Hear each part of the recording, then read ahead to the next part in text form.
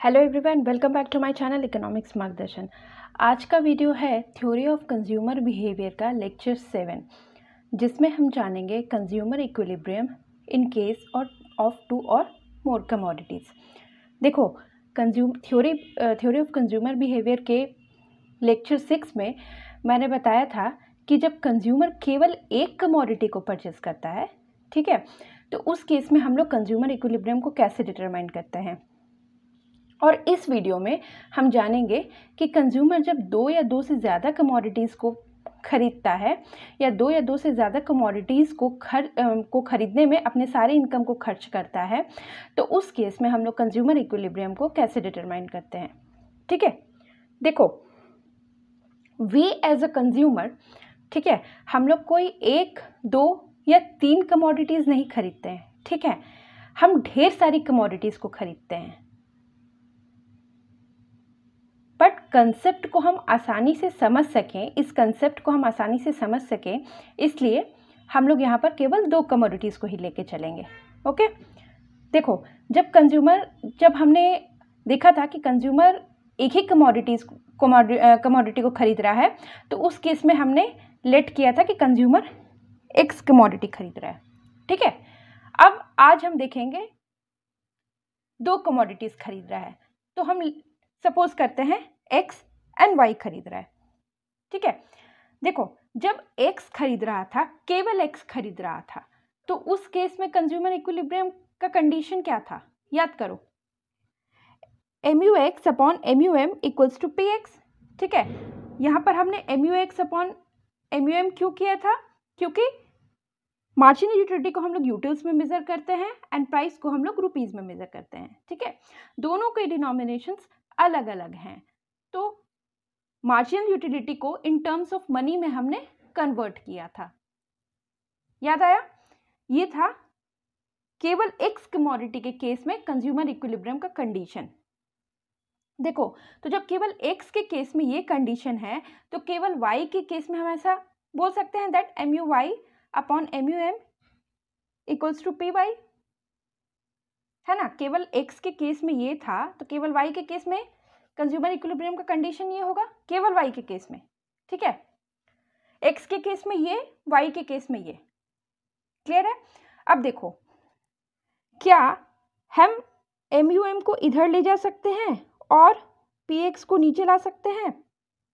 Yes, कर सकते हैं। सिमिलरली MUM को इधर ले जा सकते हैं एंड PY को नीचे ला सकते हैं। ठीक है, तो क्या कंडीशन आ जाएगा? MUX upon PX equal to MUM equation 1 and MUY upon PY is equal to MUM equation 2। अब देखो, क्या इस दोनों इक्वेशन में तुम्हें कुछ कॉमन दिख रहा है? क्या? Yes, MUM and MUM। ठीक है, दोनों इक्वेशन के RHS साइड यानी राइट हैंड साइड बराबर हैं, MUM एंड MUM। याद करो, हमने स्कूल में पढ़ा था that if A is equal to C and B is equal to C, then from equation 1 and 2, क्योंकि दोनों के RHS बराबर हैं, तो from equation 1 and 2 A is equal to B, हम ऐसा बोल सकते हैं। तो by equating equation 1 and 2, we will get MUX upon PX is equal to MUY upon PY। ठीक है, ये हमारे पास, जब हम दोनों इक्वेशन को इक्वेट करेंगे तो हमारे पास ये कंडीशन आएगी, और ये जो कंडीशन आएगी, बस यही होगा consumer equilibrium in case of two commodities का कंडीशन। ठीक है, यानी जब कंज्यूमर दो कमोडिटीज़ को खरीदेगा, तो उस केस में कंज्यूमर का इक्विलिब्रियम वहाँ होगा जहाँ पे दोनों कमोडिटीज़ के मार्जिनल यूटिलिटी और प्राइस का रेशियो बराबर होगा। क्या? दोनों कमोडिटीज़ के मार्जिनल यूटिलिटी और प्राइस का रेशियो बराबर होगा। ठीक है, देखो, एक चीज़ यहाँ पे समझो, सपोज आप दो कमोडिटीज़ खरीद रहे हैं। ठीक है, मान लें एक समोसा एंड एक कचौरी। ठीक है, तो आप as a consumer, as a rational consumer क्या चाहेंगे कि मुझे दोनों में बराबर सेटिस्फैक्शन मिले, ठीक है। क्या आप ऐसा चाहेंगे कि नहीं मैं दोनों खरीद रहा हूँ तो मुझे एक में कम मिल रहा है तो भी चलेगा, एक में ज़्यादा मिल रहा है तो भी चलेगा? ऐसा नहीं है, है ना। आपको चाहिए दोनों में बराबर सेटिस्फैक्शन, ठीक है। मैं समोसा खा रहा हूँ और कचौरी खा रहा हूँ तो दोनों में मुझे बराबर सेटिस्फैक्शन मिले, ठीक है। यह है consumer equilibrium in case of two commodities का कंडीशन। यानी कि इन case of two commodities a consumer will attain it's equilibrium at a point at which marginal utility per rupee of expenditure is equalized on both the commodities. In case of two or more commodities, a consumer will attain its equilibrium at a point at which marginal utility per rupee of expenditure is equalized on both the commodities. ठीक है, जो कि अभी हमने देखा। Suppose आप एक समोसा खा रहे हैं, ठीक है, समोसा खा रहे हैं, समोसा से आपको मिलने वाला यूटिल्स 60 है, ठीक है, और आप एक समोसा खरीद रहे हैं 6 रुपए में, ठीक है। तो 1 रुपये पे आपको कितना सेटिस्फैक्शन मिला? 60/6 यानी 10, ठीक है। तो मैंने बोला आप सपोज समोसा एंड कचौरी खा रहे हैं, ठीक है। तो यहाँ पर equalised on both the marginal utility पर रुपये of expenditure is equalised on both the commodities. मतलब देखो, समोसा, एक समोसे से आपको 60 यूटिल सेटिस्फैक्शन मिल रहा है एंड समोसा आपको मिल रहा है 6 रुपए में। तो 1 रुपए से मिलने वाला सेटिस्फैक्शन कितना हुआ? 1 रुपए से मिलने वाला सेटिस्फैक्शन 10। तो आप कचौरी को भी तब तक कंज्यूम करेंगे जब तक आपको 10 सेटिस्फैक्शन नहीं मिल जाता है, ठीक है। ये है consumer equilibrium in case of two commodities. अब consumer equilibrium in case of two commodities को हम लोग और भी नामों से जानते हैं, जैसे इसे ही हम law of equi marginal utility भी बोलते हैं, या फिर गोसेंस सेकेंड लॉ भी बोलते हैं, या लॉ ऑफ सेटिस्फैक्शन, या लॉ ऑफ सब्स्टिट्यूशन। ये सारे नाम हैं consumer equilibrium in case of two commodities के, ठीक है। अब देखो, अब आपके दिमाग में एक डाउट आ रहा होगा कि चलो अगर हम समोसा, 2 कमोडिटीज़ मेरे पास है, समोसा एंड कचौरी, ठीक है। मान लें मुझे समोसा से ज़्यादा सेटिस्फैक्शन मिल रहा है तो क्या होगा, या कचौरी से ज़्यादा सेटिस्फैक्शन मिल रहा है तो क्या होगा? देखो, समोसा मान लें कमोडिटी X एंड कचौरी मान लें कमोडिटी Y, ठीक है। देखो यहाँ पर MUX/PX, ठीक है, यानी X से मिलने वाला सेटिस्फैक्शन, ये MUX/PX is greater than MUY/PY, ये बड़ा है। तो इस केस में क्या है, देखो ये बड़ा है, यानी कि आपको समोसा एंड कचौरी, यानी आपको समोसा से ज़्यादा सेटिस्फैक्शन मिल रहा है। तो देखो हमने पढ़ा है कि जब हम सेटिस्फैक्शन ज़्यादा मिल रहा है यानी कि इसका कंजम्पशन हम बढ़ाएंगे, ठीक है, कंजम्पशन हम बढ़ाएंगे। हमें किसी कमोडिटी को कंज्यूम करने से ज़्यादा सेटिस्फैक्शन मिल रहा है, ज़्यादा खुशी मिल रही है, तो ऑब्वियस सी बात है हम उसे ज़्यादा कंज्यूम करेंगे, है ना।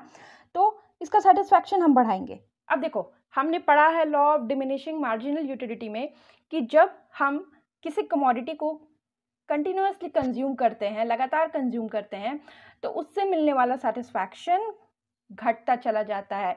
तो जैसे ही हम समोसा का कंजम्पशन बढ़ाएंगे उसका सेटिस्फैक्शन घटना चालू हो जाएगा, ठीक है, घटता चला जाएगा। और ये घटते घटते इस कंडीशन पर आ जाएगा जहां MUX/PX MUY/PY के बराबर हो जाएगा। यानी कि जब डिसइक्विलिब्रियम का कंडीशन होगा तो कंजम्पशन किसी एक कमोडिटी के कंज्यूमर किसी एक कमोडिटी के कंजम्पशन को बढ़ाएगा तो उसका सेटिस्फैक्शन लेवल सेटिस्फैक्शन घटता चला जाएगा, जिससे कि कंज्यूमर वापस से इस कंडीशन पे आ जाएगा, ठीक है। अब एक और डिसइक्विलिब्रियम, जब Y से सेटिस्फैक्शन ज़्यादा मिल रहा होगा तो क्या होगा, यानी कचौरी से ज़्यादा सेटिस्फैक्शन मिल रहा होगा तो क्या होगा। देखो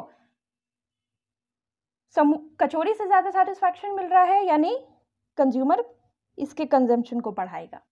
अब जब इसके कंजम्पशन को बढ़ाएगा फिर से इसका सेटिस्फैक्शन घटता चला जाएगा, ठीक है, because of law of DMU, ठीक है।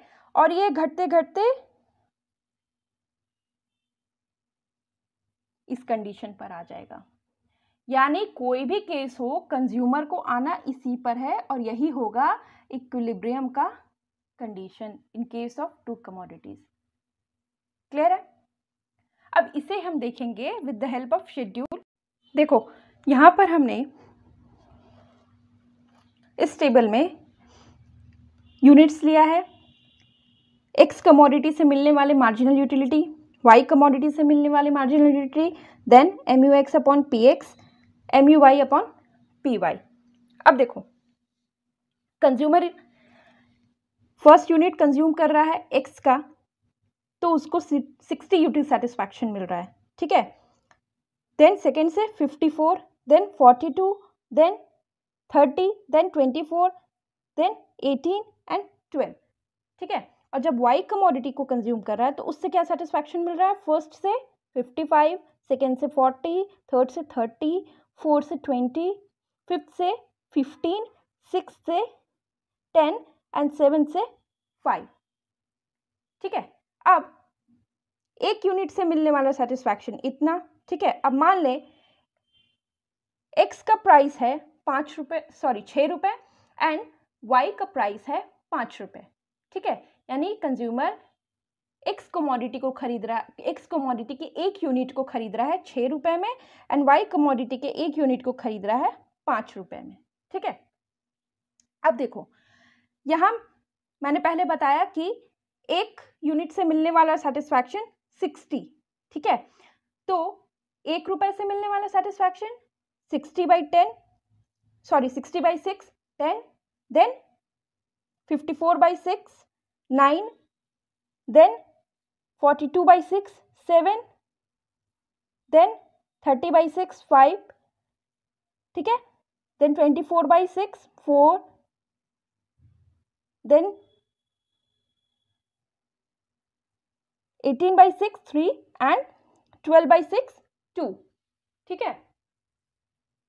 ये है, और यहाँ पर मुझे बताने की ज़रूरत नहीं है कि आई थिंक होगी कि क्यों मार्जिनल यूटिलिटी घट रहा है, ठीक है, ये तो आप सभी को पता है। उसी तरह हमने वाई कमोडिटी के केस में MUY अपॉन PY किया है, तो हमारे पास क्या आया है 11 8 6 4 3 2 एंड 1, ठीक है। अब देखो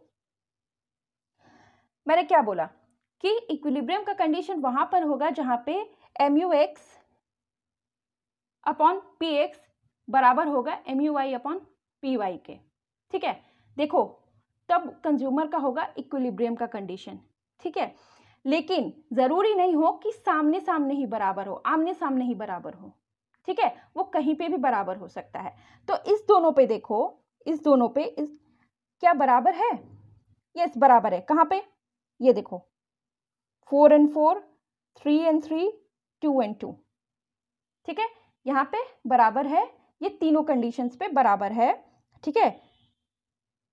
MUX upon PX equals to MUY upon PY, ये बराबर है। अब हमारे पास कंफ्यूजन है कि यहाँ पे तो 3 केसेस आ गए भाई, अब इक्विलिब्रियम का कंडीशन कैसे होगा, हम कैसे डिटरमाइन करेंगे। तो देखो उसके लिए हमारे पास है मनी इनकम, ठीक है। हम जब भी मार्केट जाते हैं कुछ खरीदने, तो हम पॉकेट खाली तो नहीं जाते हैं, हम कुछ पैसे लेके जाते हैं, ठीक है, और हमें उतने ही पैसे में खरीदना होता है। तो ये मनी इनकम यानी कि 50 रुपीज, ठीक है। अब देखते हैं ये तीनों कंडीशन पे कहाँ पे मनी इनकम बराबर होता है। देखो यानी कि P1 X1 यानी quantity 1 plus P2 Q2 equals to income के बराबर आना चाहिए, ठीक है। ये होगा इक्विलिब्रियम का कंडीशन। तो देखो यहाँ पे 5 units of X and 4 units of Y बराबर हो रहा है। तो 5 units of commodity X plus 4 units of commodity Y कितना हो गया, 5 इंटू 6 प्लस 4 इंटू 5 यानी 30 प्लस 20 50। ये तो यहीं पे बराबर हो जा रहा है, तो हम यहीं पे रुक जाते हैं? नहीं, हम आगे चेक करते हैं। ठीक है, सेकेंड है कंडीशन, सेकेंड केस पे 6 units of X, 6 units of commodity X plus 5 units of commodity Y. ठीक है, तो 6 इंटू 6 प्लस 5 इंटू 6 यानी 36 प्लस 5 इंटू 5 यानी 36 प्लस 25, ये हो गया 61। ठीक है, अब देखो हमारे पॉकेट में 50 रुपये हैं, अब हम उससे 61 रुपीज़ की तो चीज़ें नहीं खरीद सकते, हम उस 50 रुपये में ही खरीदेंगे जो खरीदना होगा।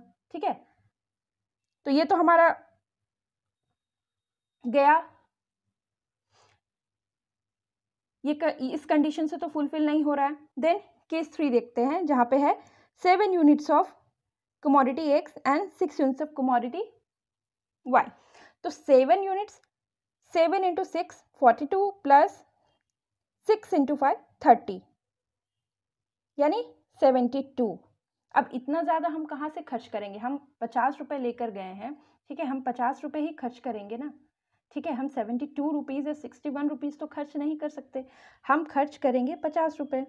तो ये कंडीशन, तो कंज्यूमर का इक्विलिब्रियम का कंडीशन कहाँ होगा, यहाँ पर 5 units of commodity X and 4 units of commodity Y, क्योंकि वहाँ पे P1 Q1 plus P2 Q2 income के, कंज्यूमर के लिमिटेड इनकम के बराबर हो जा रहा है। ठीक है, तो ये था consumer equilibrium in case of 2 commodities. ठीक है, आज कार्डिनल यूटिलिटी अप्रोच ख़त्म हो चुका है। अब नेक्स्ट वीडियो से हम जाएंगे ऑर्डिनल यूटिलिटी अप्रोच पर। तो आप लोगों को ये वीडियो अच्छी लगी हो तो लाइक शेयर और सब्सक्राइब कीजिएगा, और आप मेरे टेलीग्राम चैनल को भी ज्वाइन कर सकते हैं, जिसका लिंक मैंने डिस्क्रिप्शन बॉक्स में दे दिया है। और अगर आपको कोई डाउट हो तो आप कमेंट करके पूछ सकते हैं। Thank you.